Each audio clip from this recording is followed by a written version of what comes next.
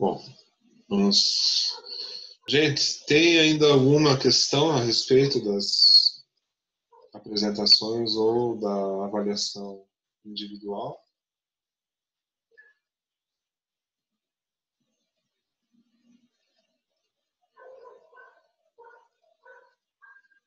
Silêncio vai significar que não.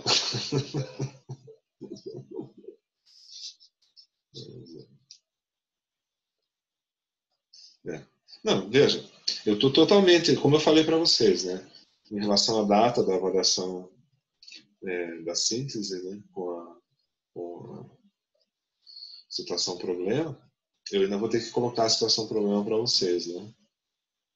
Ainda não cheguei nessa definição. Mas aí com relação à data, vocês podem propor, tá? E com relação à definição final das equipes, seria bem importante que vocês se articulassem para ver se não está faltando ninguém, alguém que pudesse ser incluído aí. E se por acaso vocês não tiverem conseguido contato com alguém, vocês me avisam que eu tento por outros meios contatar essa pessoa, tá? Porque infelizmente, né, nessa situação virtual, escapa muito, assim, porque você não tem aquela visualização, né, da sala de aula, assim, né, quantidades. A gente tem que se acostumar um pouquinho com esse meio aqui, tá? Então, agradeço então, a ajuda de vocês nesse sentido e me avisem, me alertem caso vocês estejam percebendo que alguma coisa não está funcionando de acordo, tá?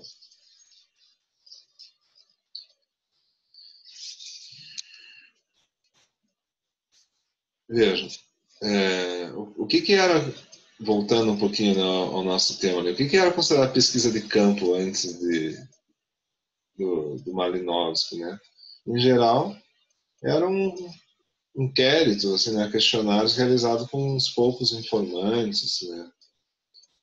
Enfim, né, utilizavam tradutores e pessoas que pudessem... Diga, Nicole. Ah, tá. Os tópicos ficou para o dia 20 agora. É porque como o do Malinowski a gente eliminou, né? Então eles foram... Na verdade, para nós é benéfico, sabe? Colocar antes, apesar de eventualmente o pessoal ter um pouco de dificuldade, eventualmente, né? Deixa eu só renomear aqui o arquivo, que depois eu vou colocar para vocês no Black.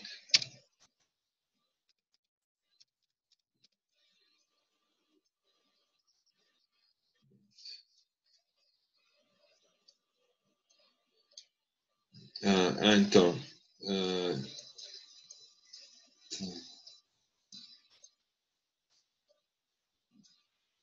Isso. Acho que ganha tempo lá na frente, né, para tentar eventualmente recuperar, né, com pessoas que tenham eventualmente falhado, até mesmo por conexão, né. Esse aí é o aspecto mais frágil, né, desse trabalho virtual, assim, porque ele não é simplesmente uma aula, uma videoaula, né? Ele é uma aula interativa que depende da presença virtual do aluno na hora em que ela está acontecendo. As avaliações são feitas assim e tudo, então a gente precisa de muita boa vontade por um lado, mas assim de muita honestidade intelectual por outro, né? A gente vê tanto professores como estudantes estão sendo um pouco testados assim, né, do ponto de vista ético também, do modo como procede, né, dependem uns dos outros, né? Até porque isso de fato é uma situação problema, né? Como fica uma disciplina que é para ser presencial no meio de uma pandemia, precisando se tornar uma disciplina virtual, né? Como abordar esse problema do ponto de vista ético? como tornar a aula válida, né? Eu acredito que nós estamos mais aquecidos nisso agora do que estávamos nas primeiras aulas. Acho que até observando os vídeos dá para ver bem nitidamente isso. O grau de interação, né? E a participação de vocês melhorou bastante. Até agradeço a vocês o empenho nesse sentido, porque de fato é uma circunstância diferente, né, para nós, porque nós não planejamos fazer assim, literalmente. Fomos surpreendidos, né, com uma mudança que exigiu uma grande adaptação. Mas, voltando ali, né, na nossa situação, pensem a dificuldade, né, dessa observação participante, porque você vai para Nova Guiné. Bom, vocês falam a língua dos nativos daquelas ilhas perdidas no meio do Pacífico Ocidental? Né? De que forma que você vai se comunicar com eles? Através de intérpretes? Você vai aprender a língua? Eles têm uma língua escrita? Como vocês vão trabalhar com isso? Né? Como que vocês vão obter uma fidelidade, né, dessa,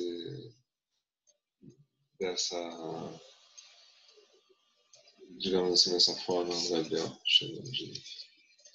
Como vocês vão obter uma fidelidade em relação àquilo que é falado, né, para saber se o que vocês estão entendendo, se na nossa própria língua materna a gente tem dificuldade de compreensão, imagine em relação a uma língua que nós não falamos, né, e que a gente tem que utilizar ou intérpretes ou tentar aprender essa língua. De verdade, os antropólogos muitas vezes tiveram essa preocupação em aprender as línguas originárias ali, né, dessas populações, junto com todo o aparato simbólico delas, né? E isso é extremamente revelador da riqueza mesmo de cada cultura, né? A língua. Muitas línguas morrem no mundo a cada ano. A gente não faz ideia de quantas línguas existem, quantas línguas vão morrer, né? Pela globalização, por todos esses movimentos. Enfim, pela impossibilidade daquele povo permanecer com sua identidade cultural, né? Então são coisas assim que são bem ricas, né, por um lado, e problemáticas por outro, né? Difíceis de obter uma fidelidade, né, dos dados. Dados dependem de interpretação, e essa interpretação é uma interpretação em grande medida, né, majoritariamente uma interpretação qualitativa, e aí ocorrem, obviamente, muitas disputas, né, pelo território vamos dizer assim,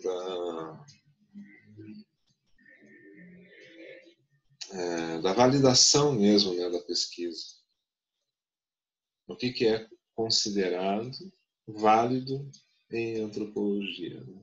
O que é considerado válido fazer numa pesquisa de campo, do ponto de vista metodológico, e o que é considerado válido de um ponto de vista interpretativo, crítico também, né? Porque, veja, há simultaneamente um movimento de aproximação e de afastamento, que seria já normal, mesmo que a gente estivesse estudando antropologicamente a Vila Torres, né? Ali você não teria um problema de falar uma outra língua, mas você teria um problema que é exatamente essa interferência de um olhar acadêmico, né, validado por uma determinada comunidade científica. Em que medida esse olhar tem valor do ponto de vista efetivamente cultural, né, em relação à fidelidade, né, desse olhar em relação à cultura que está sendo estudada, ou à subcultura, ou ao núcleo ali populacional que está sendo estudado. Em que medida que a gente vai obter dados e interpretações, leituras, né, dessa realidade e desses costumes que possam ser consideradas válidas. Então, do ponto de vista do Malinowski, aparece bem essa figura da autenticidade, né, da ética, né, de expor, até mesmo, até certo ponto ingênuo, assim, né, até certo ponto um tanto inocente, com toda a clareza, assim, seu modo de proceder e os seus dilemas. Né. Por isso ele levanta também críticas, né, mas ao mesmo tempo reações de admiração também, né? Especialmente devido a essa questão do momento, né? Então, essas observações, né, do ponto de vista da etnografia, do ponto de vista da observação participante, e que ele já propõe na introdução do livro, que é uma coisa que seria bacana vocês verem, é de fato algo que é muito marcante assim, na história da antropologia. Então, o que está implícito nessa ideia de funcionamento, né, é a rejeição de toda a possibilidade, né, de reconstrução histórica e de fazer uma geografia especulativa, né, e, por outro lado, uma valorização da descrição do funcionamento no momento, na atualidade em que se faz aquela observação. Né. Então, nesse sentido, a gente alcança, né, o ponto culminante, né, e nos perguntamos assim, né, então qual seria a definição de cultura desse ponto de vista, né, de alguém que quer fazer uma observação direta, uma observação participante, afinal de contas, dessa cultura específica, né? Então, a definição seria assim: é o conjunto integral de instituições, em parte autônomas, em parte coordenadas, que fazem parte desse estudo. Então, pensem assim, esse problema que surgiu já na outra aula, né? Ah, mas essa cultura, então, ela é isolada? Não, ela não é isolada, ela está coordenada com outras, até mesmo essa observação do Kula, né, guarda relação com isso. Apesar de existir autonomia daqueles povos que fazem parte do ritual, há uma coordenação entre aquelas diversas, vamos dizer assim, microculturas, no sentido de produzir uma prática única, né? Então aí envolve, em primeiro lugar, a solução do problema da necessidade, porque todos aqueles povos precisam ter acesso às mesmas condições de vida a partir da divisão, né, de um espaço físico. Isso envolve então o problema da necessidade. Há o problema da resposta cultural que é dada, porque veja, se eles entram em competição excessiva, o que se perde aí? Se perde a oportunidade de todos participarem, de todos usufruírem daquele ambiente, daquele meio ambiente. Então, você tem uma resposta à necessidade. Mas essa resposta à necessidade é uma resposta fundamentalmente cultural, através de práticas. Então, as instituições, elas são funcionais, elas têm funções. E a função delas é dar uma resposta cultural ao problema da necessidade. Deu para entender isso?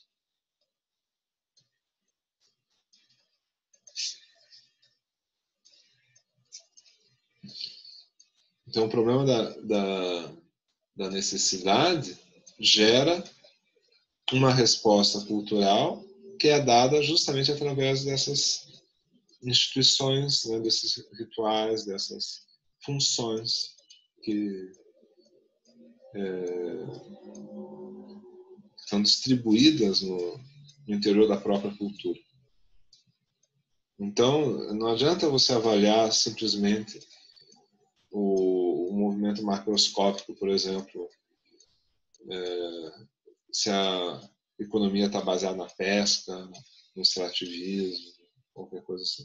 Tem que ver como é que eles resolvem, por exemplo, o problema da convivência de microculturas autônomas razoavelmente semelhantes e razoavelmente distintas, com características específicas. Isso aparece bem no livro dele, né? A caracterização das especificidades também daquelas microculturas.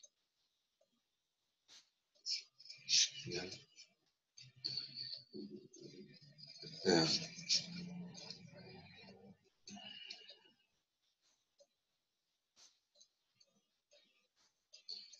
Então, David, seria assim, ó, o conjunto integral de instituições, em parte autônomas, em parte coordenadas, né? A cultura seria isso, um conjunto integral de instituições que estão ali para resolver o problema da necessidade, de um ponto de vista justamente cultural, né? Conjunto integral de instituições, né? Coisas que as pessoas instituem, né? E que tem uma função, tem uma funcionalidade, né? Que em parte representam a autonomia e em parte representam uma coordenação dessas autonomias, que é mais ou menos o que a gente poderia encontrar também em relação aos indivíduos, né, numa determinada família, que também eles teriam sua particularidade, né, teriam sua individualidade, mas teriam que funcionar no interior da família. E para isso existem algumas instituições, existem alguns recursos que são utilizados para a convivência. Em grande medida, esses recursos vão se apoiar nas características individuais das pessoas, mas há uma coordenação funcional entre essas partes do todo, né? Dessa totalidade.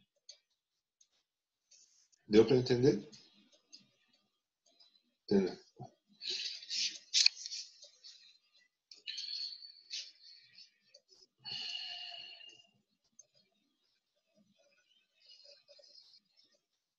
Então, há um aspecto assim, né, que através dessa teoria das necessidades, né, e das respostas culturais, através dessas instituições culturais ao problema da necessidade, o Malinowski, de certa maneira, né, de acordo com determinados autores, né, colocaria a antropologia num impasse.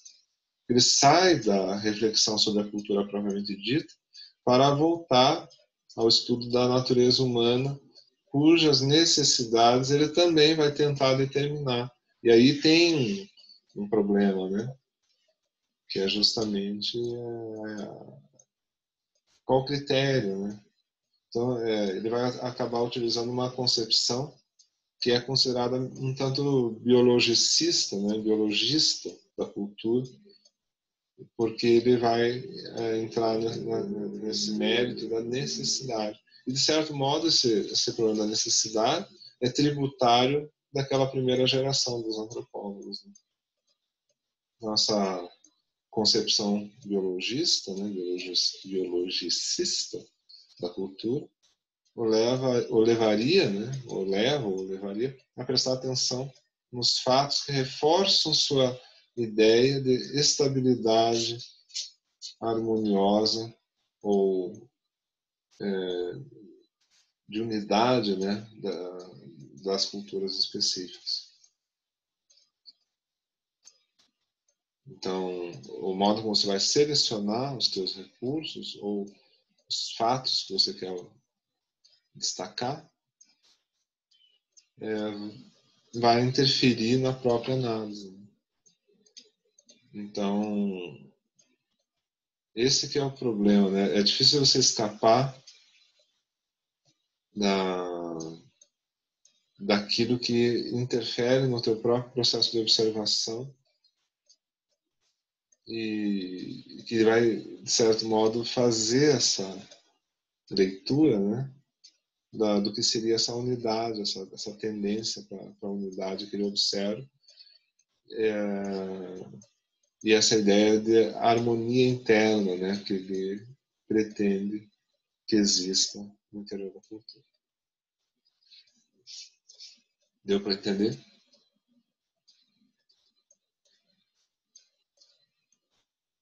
Ou seja, o olhar do observador, né, ele é questionável. Então, que se acaba formando, de certa maneira, né, não exatamente, né, mas assim, de certa maneira, é uma espécie de ficção de leitura, né? A ficção no sentido de que essa leitura ela está viciada pelo próprio método do observador. Ela não encontra, vamos dizer assim, uma naturalidade. Né? De qualquer modo, há aí uma revolução metodológica, né, que está implicada na passagem, vamos dizer assim, daquele antropólogo fica como ele dizia, na varanda da missão, né? Ou seja, tem ali os europeus, os americanos que estão num lugarzinho ali, né, entrando em contato através de representantes de uma cultura, ou então, até mesmo enviando cartas, né? Enviando esse pesquisador, então, que é um fato revolucionário, para o centro dos acontecimentos, né, na aldeia ou, enfim, na comunidade que está se procurando estudar. Né? Desse modo, participando, né, da vida nativa também. Então, o Malinowski inventa, né, essa figura, né, do trabalhador de campo, o etnógrafo, e ele encarna o processo de mudança que se manifestou na reafirmação da antropologia como ciência, né? Não como ciência dura, né? Mas como uma ciência humana. E essa cristalização da figura do trabalhador de campo em Malinowski foi favorecida pela redação do capítulo introdutório desse livro, Os Argonautas do Pacífico Ocidental, de 1922, no qual ele vai estabelecer, então, as bases, né, para o que seria essa pesquisa de campo. Então, na definição dele, nesse livro, né, o etnógrafo é aquele que busca a objetividade e se esforça por ter uma visão científica das coisas. Ele busca uma objetividade, olha só, e se esforça por ter uma visão científica das coisas, o que é complicado. Né? Então, ele vai pensar assim, né? Imagine se o leitor sozinho, rodeado apenas de seu equipamento, numa praia tropical, próximo a uma aldeia nativa, vendo a lancha ou o barco que o trouxe afastar-se no mar até desaparecer de vista. Né? Uma coisa assim. Agora,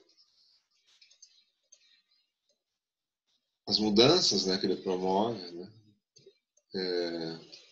terão o efeito esperado? Essa é uma pergunta que é um questionamento que é feito tanto por outros antropólogos quanto por leitores, de modo geral.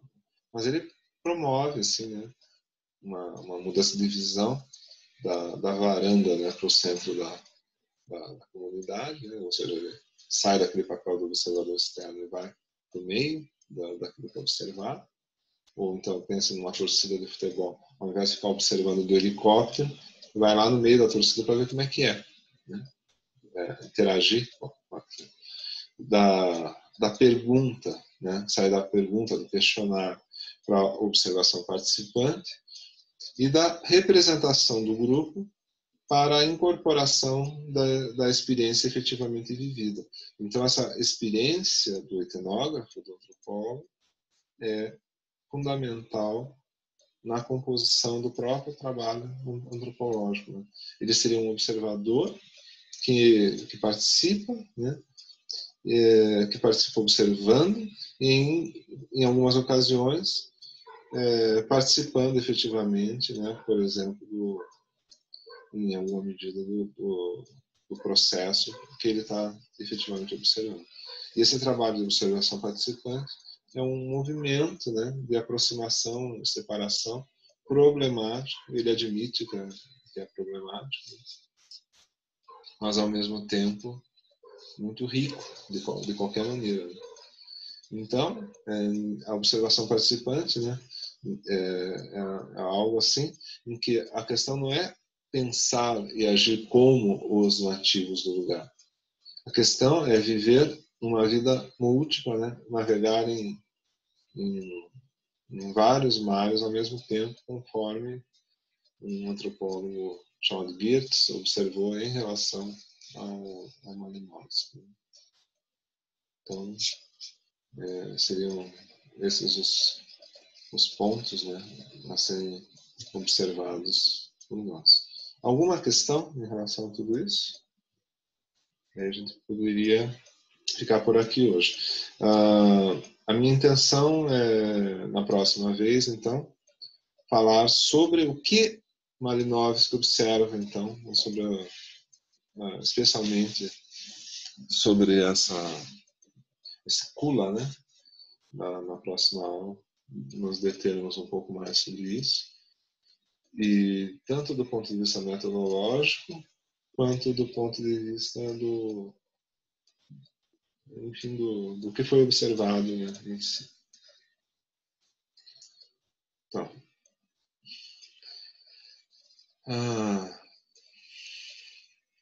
então ficamos por aqui por hora, tá?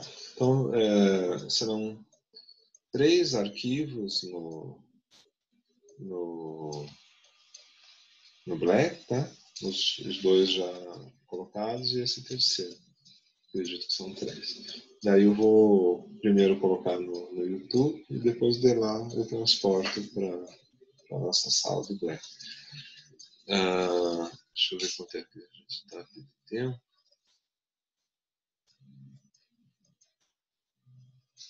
Não está aparecendo para mim o tempo. Mas enfim, eu vou esperar o tempo aqui acabar, naturalmente, porque hoje de manhã eu interrompi uma gravação e ele não processou em termos de gravação. Não sei por que isso aconteceu. Eu estou com receio de fazer isso de novo. Então, no final desse último trecho, vai ter um espaço vazio, assim, razoavelmente grande aí, provavelmente, tá? Então, conto com vocês, então, só para a gente revisar. Para a gente ter uma data para vocês me entregarem via Black, via correio do Black, a síntese individual. Tá? Eu vou colocar ali, quando eu elaborar a situação problema, eu já vou imaginar mais ou menos quantas páginas aqui no âmbito, né, poderia ficar para vocês utilizarem, uma certa quantidade de páginas. E aí a data, eu vou agora faltam 10 minutos aqui para acabar. Então, esse trecho vai ficar aí uns 10 minutinhos vazio, tá? Vocês podem ignorar isso. E em relação aos grupos dos seminários, se vocês não me disserem nada, vão ficar esses grupos mesmo. E aí a gente vai ver os casos das pessoas que não estão nesse grupo ainda, tá? Isso é bem importante. Se vocês puderem identificar as pessoas que não fazem parte do grupo, dos grupos, e me mencionarem, eu agradeço. Senão a gente vai ter que fazer um pente fino depois para ver quem que está fora aí, quem que virou uma situação problema. Tá bom? Então, me despeço de vocês. Ela não está. Ah, então ela só passeou lá na matéria. Tá. Então, agradeço a vocês, tá? Tchau, meu abraço. Perguntar assim, só uma questãozinha última. Se, de um modo geral, vocês estão observando que está tudo bem na turma? Vocês acham em relação às outras disciplinas também? As pessoas estão frequentando? Tá funcionando assim? Eu sei que é uma situação, né, meio complicada, mas vocês acham que está razoavelmente funcionando? Não?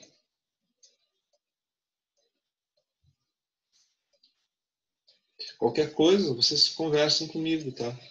Eu estou à disposição de vocês também desse ponto de vista. É difícil, tem dias que tem mais participação e outros nem tanto, né? É difícil manter uma disciplina, né? Trabalhando em casa, tendo que ter assim, um elevado nível de autonomia, né? Que você trabalha em home office de demanda. Minha filha faz o curso de psicologia ali na PUC também. Então, eu fico observando assim, o movimento dela. Ela tem conseguido manter as rotinas. Isso tem ajudado ela durante a quarentena também. Eu acho que a todos nós, né, ter uma rotina determinada. Acho que isso é uma coisa que no final, ainda bem que a gente tem, né? Porque já pensou? Quem não tem nenhuma rotina de home office, né?